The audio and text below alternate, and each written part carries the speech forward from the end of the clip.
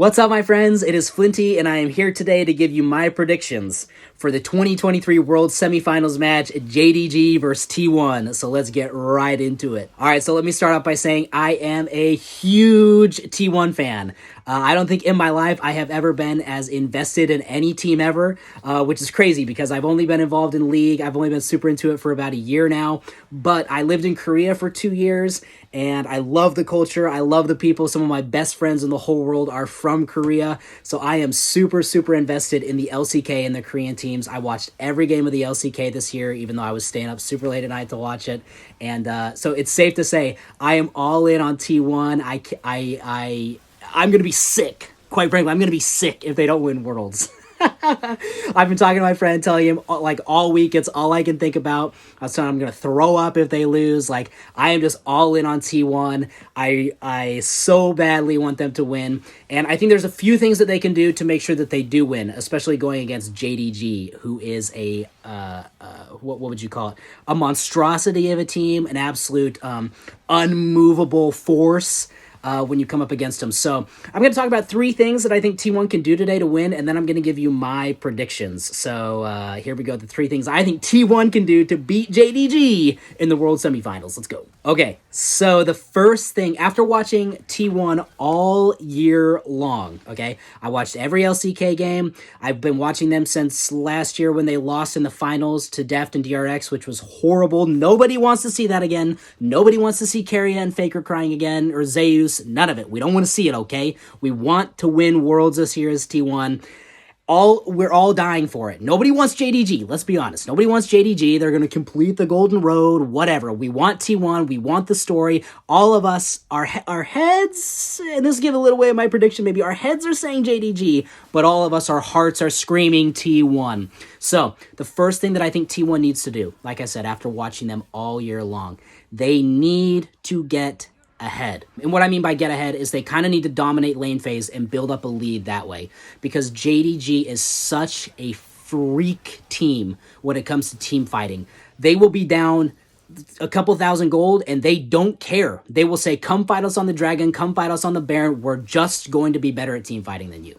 So in my opinion, T1 needs to get a really, really big lead in the start. Watching the LCK all year, T1 did their worst when they played from behind and when they couldn't get out in front. I think that they are, I don't know if the term is front runner, but I think when they get out in front, they can really steamroll. I think they're really good at taking advantage of their leads, moving it forward, pushing the pace, doing things like that.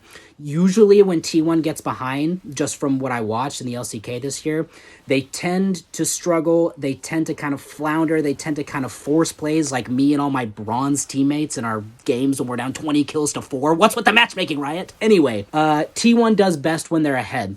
So I think they need to draft in a way that can allow them to dominate the lane phases, get ahead. I think that will be okay in the top lane for Zeus. I think he normally plays champions that are a little bit better for the lane. JDG's top laner 369 is normally kind of a tank player and really plays for the team fights.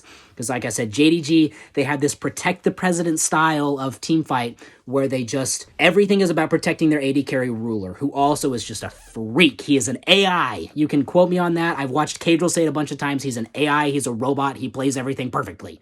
So the first thing T1 needs to do, they need to get a lead in the laning phase. They need to put JDG behind. And I'm not talking like 300, 400, 500, even 1,000 gold. They need to get a big, big gold lead to where even when it comes down to team fights, I don't think that they need to get enough of a lead where they wouldn't lose a team fight. You know what I mean? Okay, so that's thing number 1. They need to get a lead. Thing number 2 that T1 needs to do is they need to play around their bot lane, which is what Owner has been doing at Worlds amazingly. In the LCK, Owner was, quite frankly, the worst player on T1 this year because he loves to do these weird level 4 lane ganks in top lane. And I don't know why, because he has like the best bot lane in the world, in my opinion, like the combo anyway, maybe not individual players, but the combo.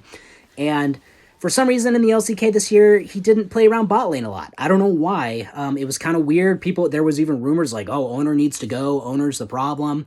Stuff like that. So I think if Owner can play around the bot lane and really get the bot lane ahead, then I think that's going to be really, really, really huge for T1. So I think owner needs to play around the bot lane, get the bot lane ahead. Again, this all comes back to getting a lead so that when it comes down to team fighting, T1 is far enough ahead that even if JDG plays the team fight perfectly, T1 can still come out with the win. So thing number 2 is they need to play around their bot lane. And thing number 3, obviously there's a lot of things T1 needs to do. League is a very complex game. There's a million things they could do. But in my opinion, the third thing that T1 needs to do is they need to get on top of Ruler. Ruler, the AD carry for JDG, like I said earlier, he is an AI. He is a robot. He plays everything perfectly. In my opinion, I think he is the best AD carry in the world. I think Gumayusi is right up there with him. You know, Gumayusi beat him at Worlds last year. They do go neck and neck, but personally, just from watching both teams a lot, I think the Ruler is the best AD carry in the world. And he will carry the game if he gets the resources to. He will carry every single game. We saw it at the end of KT. KT got a little overzealous with their Baron play. If they could have got the Baron there, they could have pushed the series with JDG to Game 5, but they got a little overexcited, and then comes Knight and Ruler of gameplay, where everything is for Ruler. It's all peeling, it's all blocking, it's keeping him alive so he can do the damage. So if T1 doesn't do these kind of interesting bot lanes and things like that, and they don't have these crazy kind of counter draft picks, if JDG selects red side and T1 doesn't get it, then I think it's going to be really, really difficult for T1 to win when it comes down to the team fighting, especially if they're behind and especially if they can't get on top of Ruler. So I think that is thing number 3 that they need to do to make sure that they can win. They got to get Ruler out of there. He is just ridiculous, okay? Just ridiculous. Alrighty, so my official prediction, okay? Ooh, I don't want to give my prediction because I don't want to curse T1. But my official prediction for this series is I think T1 is going to win 3-2 because, and this is why, I go back to the MSI tournament this year.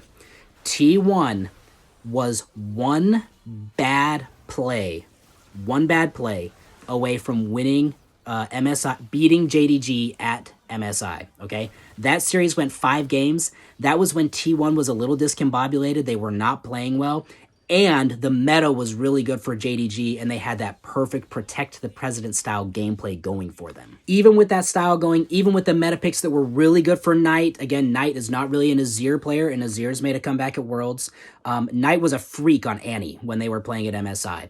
So here's the thing. I predict T1 to win 3-2, and I think they can do it because even when they weren't playing well at MSI and the meta favored JDG, they took them to 5 games, and honestly, they blew Game 5 on a really weird 4v5 engage. At the time at MSI, Faker kept forcing this Nautilus mid pick, which I know was like a little bit meta at the time, but it was really weird. It didn't really feel like he was doing well on it, and he just hooked him into a bad engage in the Baron side river, in the top side river, and they lost the game 4v5 off of that. But other than that, T1 was doing really well that game. Again, they were tied 2-2 at that point. It was Game 5. And I think that right now, with T1 kind of forging the meta and with them kind of, you know, being the front runners on what to do for the meta, I think they have a very, very, very good chance to beat JDG. And I think they can do it if they can stick to, well, obviously not if they can stick to their pro players. They know better than me. Armchair Andy sitting here in my gaming studio talking about what they need to do. But just watching them all year long and kind of analyzing their gameplay, with them being my favorite team and everything, that's what I think that they need to do in order to beat JDG. They got to get out in front big time. They got to play around bot lane, and they got to stop Ruler. They also have to stop Knight. I didn't talk about that a lot, but Knight is a freak in the mid lane. However, the mid lane is a little more advantageous for Faker right now with Orianna popping off and Azir. So it's going to be fireworks. It's going to be a crazy match. If it's anything like Weibo versus BLG, whoa, we are in for a treat. So thank you guys so much for watching. My name is Flinty. Make sure you like and subscribe if you like the video, and if you want more competitive League of Legends videos like this, I am going to be releasing them because I am obsessed with competitive League of Legends, especially the LCK and LPL teams.